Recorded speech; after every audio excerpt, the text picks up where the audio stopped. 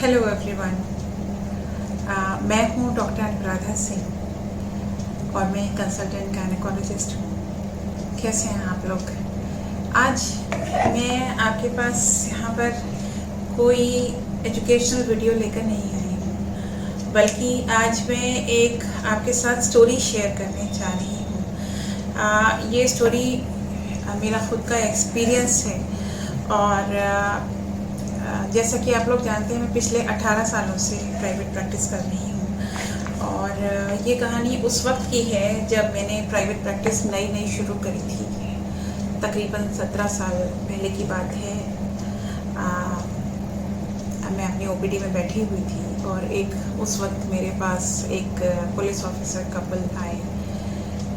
उनमें जो हस्बैंड थे वो हमारे शहर में पोस्टेड थे और जो वाइफ थी उनकी वो किसी दूसरे सिटी में पोस्टेड थी।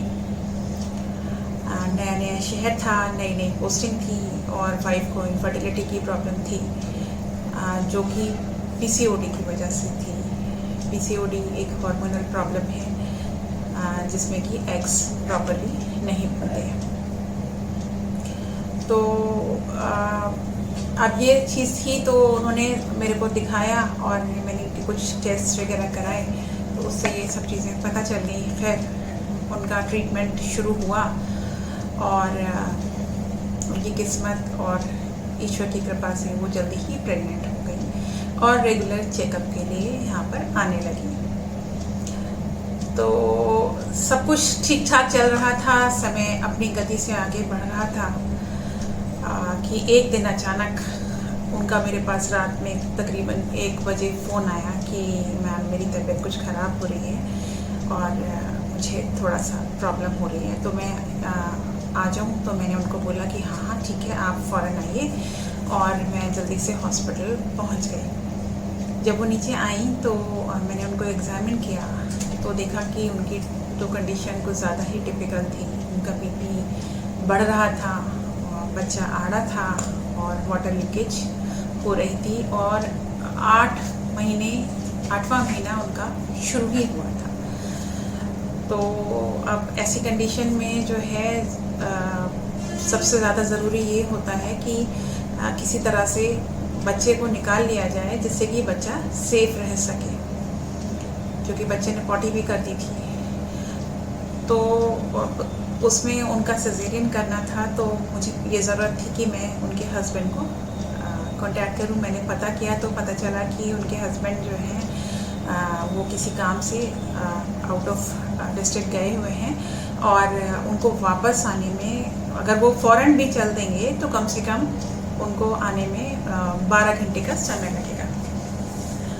तो मैंने उनके हस्बैंड को तुरंत कॉल किया और उन्हें बताया सारी सिचुएशन के बारे में कि देखिए ऐसे सारी प्रॉब्लम है और हमें अभी तुरंत ही डिसाइड करना है कि क्या करना है। तो उनके हस्बैंड जो है वो एकदम होपलेस हो गए और उन्होंने सीधे ये बोला कि मैम जो आपको ठीक लगे आप वो करिए, मैं इसमें क्या कर सकता हूँ और मैं तो वहाँ पर हूँ भी नहीं और मैं वहाँ पर इतनी जल्दी अब आ भी नहीं सकता। मैं मॉर्निंग से पहले तो किसी हालत में नहीं आ सकता, आप देख लीजिए।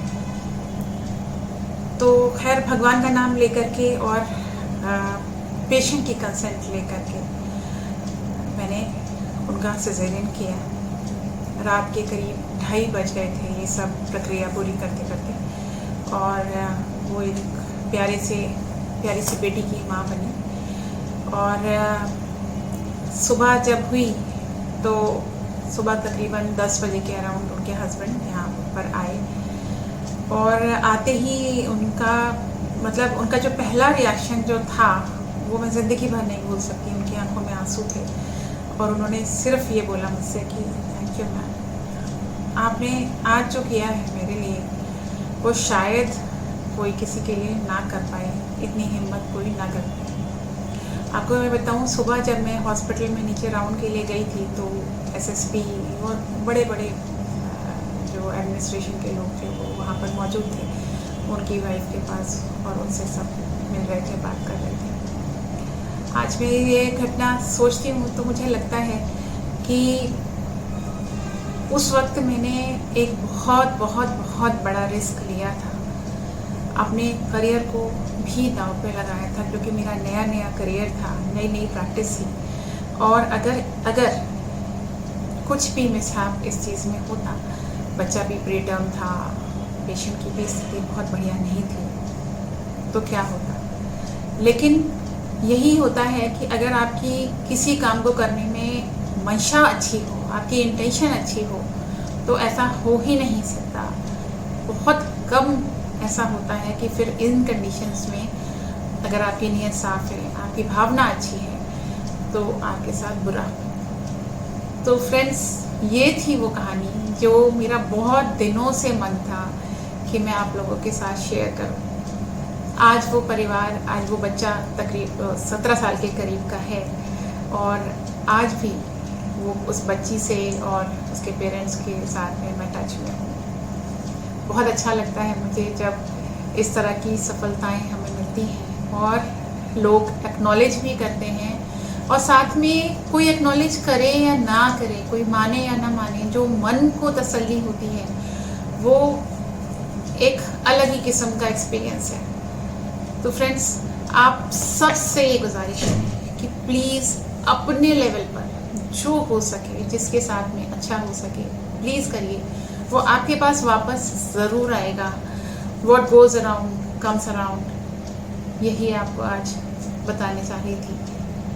Thank you for watching. और अगर आपको मेरा ये वीडियो अच्छा लगा हो, आपको मेरी कहानी अच्छी लगी हो, तो प्लीज़ मेरे चैनल को सब्सक्राइब ज़रूर करें, लाइक करें और शेयर करें। Thank you.